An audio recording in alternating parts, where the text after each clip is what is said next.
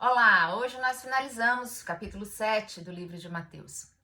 E é bom lembrar e contextualizar um pouco, se você ainda não fez os capítulos anteriores, gaste um tempinho, estude, medite. Esses textos de Mateus, eles são muito importantes para você entender quem era Jesus, como ele viveu, o que ele ensinou. Você vai discernir ao longo desse estudo o que é religião, o que é espiritualidade, qual é a proposta de Jesus. Você vai entender que Jesus não tem nada com religião, mas ele tem tudo a ver com uma espiritualidade que anda, que se faz vida por meio do amor e por meio de todas as coisas que o amor gera em nós.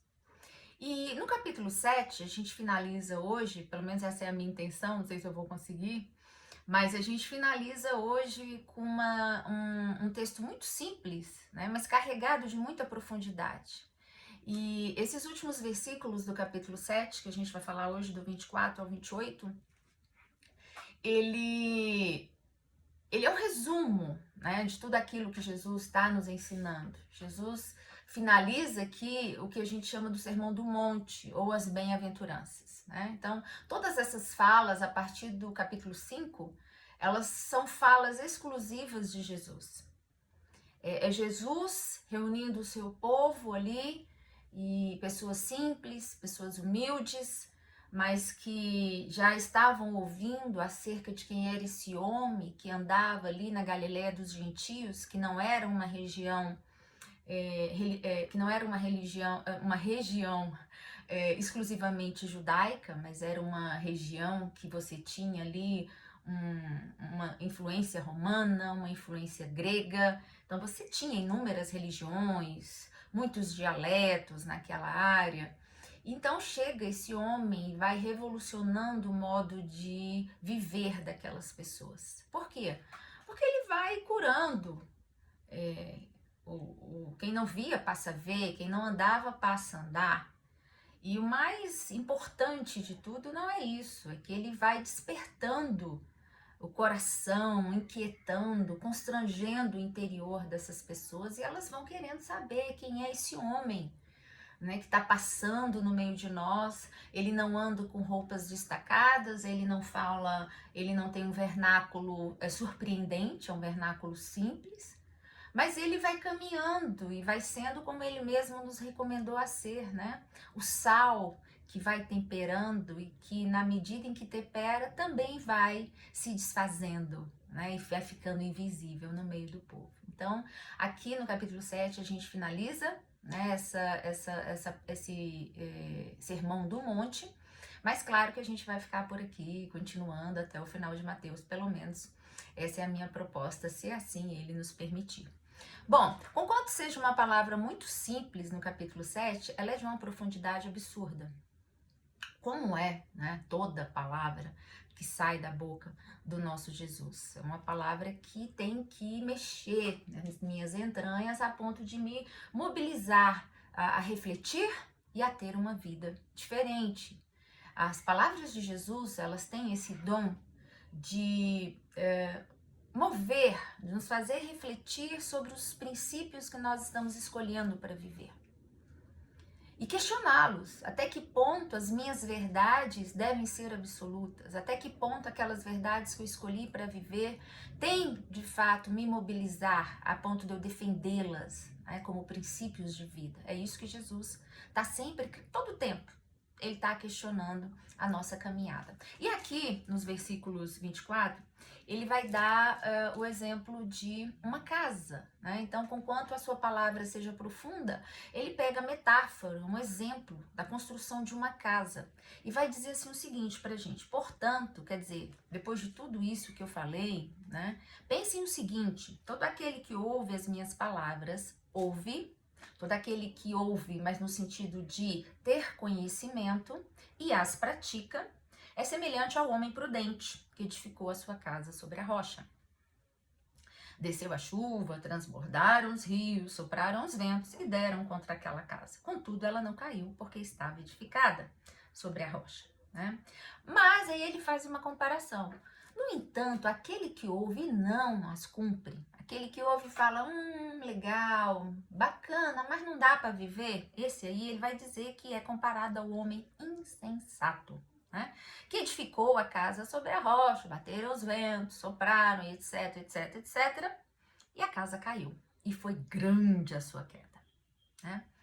Concluindo Jesus de proferir essas palavras, as multidões, todo mundo que estava ali se admirou da sua doutrina e falou, gente, com que autoridade esse homem fala dessa forma com a gente? Nossa, ele fala assim, a gente sente esse impacto dessa palavra.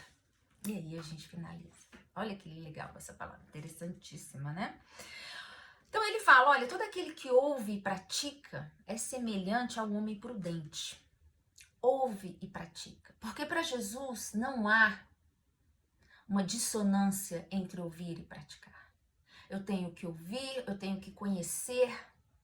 E quando eu conheço, eu permito que essa palavra, né, seja entronizada em mim, que essa palavra abra as minhas motivações, que ela encontre terra fértil no meu coração. E é uma semente que é jogada. E se meu coração for terra fértil, ela vai produzir o quê? Frutos. Não foi isso que nós aprendemos? Então, se eu ouvir e praticar, eu me torno uma pessoa prudente. Eu me torno, o que é o prudente? Uma pessoa prudente é aquela que analisa, é aquela que faz projeção. Peraí, o que eu preciso para viver? Aqui ele deu o exemplo de casa, de uma casa que se constrói, porque esse exemplo fazia todo sentido para aquelas pessoas, que é um exemplo simples, e para mim você também faz todo sentido, porque o que Jesus está nos ensinando aqui é, olha, a sua vida e a casa que é a minha vida, né? Que Jesus está falando, olha, como é que vocês têm construído, como é que vocês têm vivido a vida de vocês? Vocês têm vivido de uma maneira prudente, de uma maneira sensata, ou você tem sido o insensato?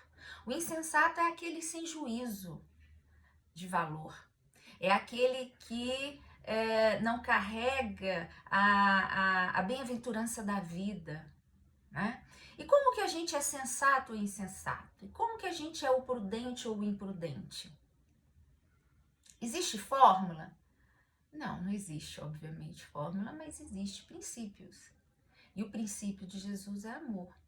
E aí, se você se esqueceu desses princípios, a gente está aqui para lembrar. E aí você pode voltar aí alguns capítulos atrás, alguns versículos, e a gente vai lembrar aqui. Jesus está nos ensinando que se a gente quer ter uma vida feliz, feliz mesmo, que são as bem-aventuranças, a bem-aventurança é o feliz, é o que anda com o espírito alegre. Não é aquele que é rico, não é aquele que dá tudo certo na vida, não é esse que é o feliz para Jesus.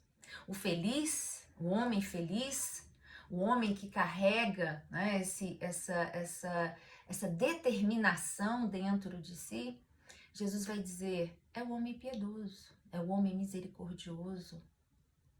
São os que choram, são os que sentem a dor do outro.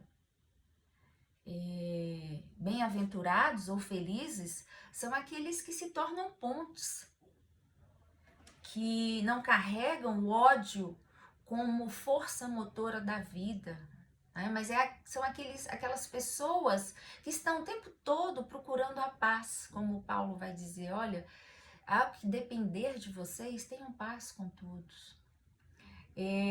O homem sensato, o homem prudente, é aquele que sabe que a luz que ilumina dentro dele é a luz que vai iluminar os olhos dele para ver a porta estreita ou a porta larga, né? Bem-aventurado e sensato é aquele homem que não assassina o seu irmão, né?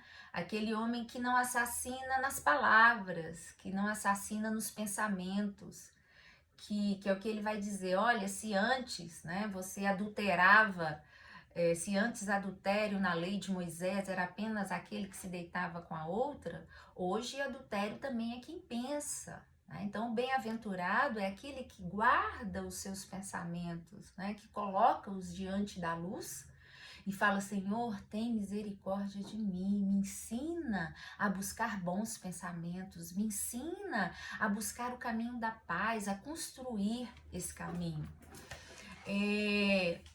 Construir a vida sobre a rocha, como ele vai dizer aqui, e a rocha é uma expressão do Novo Testamento, que já vem do Velho Testamento também, mas no Novo Testamento, a gente, quando você estuda os livros de Paulo, né, os escritos de Paulo, e até aqui mesmo no livro de Mateus, mais à frente a gente vai ver isso, a rocha é a pedra angular, né, que Paulo vai dizer que é a mesma pedra de esquina, que é aquela pedra primeira.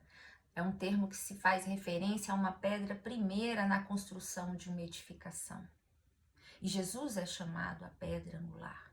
Jesus é essa pedra, né? Essa base edificadora. Por isso que ele fala que a gente precisa construir aqui a nossa vida sobre a rocha. Que rocha é essa? A rocha Jesus.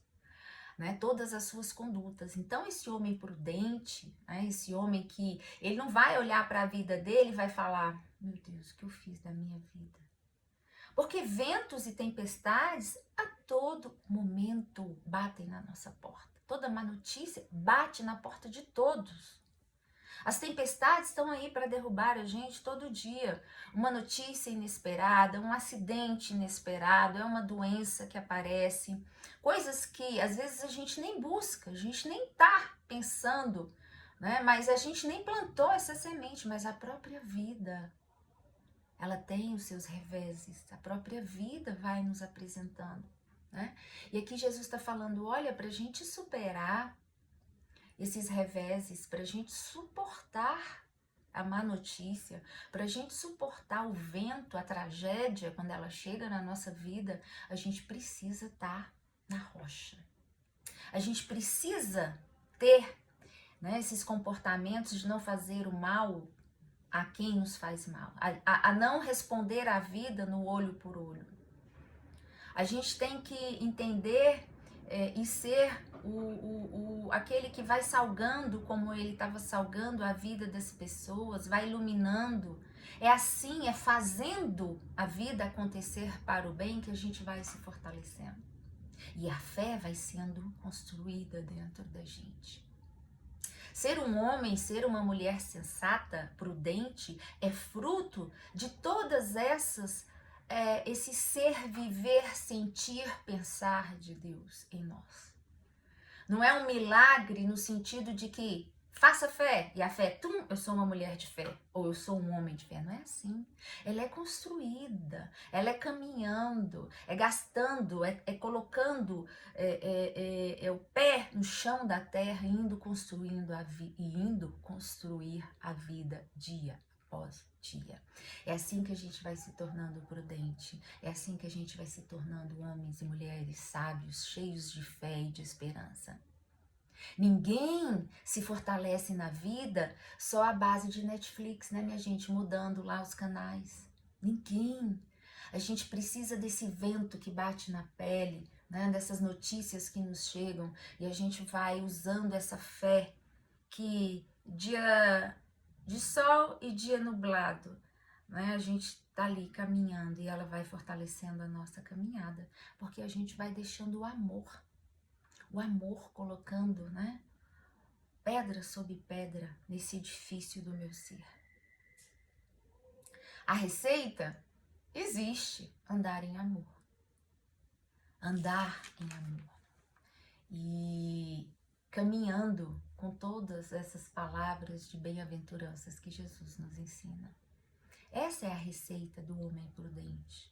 Essa é a receita da mulher sensata, daquele que quer continuar a caminhada cheio de amor e de esperança. Não vou conseguir falar sobre a autoridade, tá? Esse homem de autoridade vai ficar para o próximo vídeo. No próximo eu prometo falar dos versículos 28 e 29. No entanto, eu deixo essa palavra aí remoendo o seu coração, que ela nos ensine a ser homens e mulheres sensatos e prudentes na construção desse grande edifício, que é a nossa vida.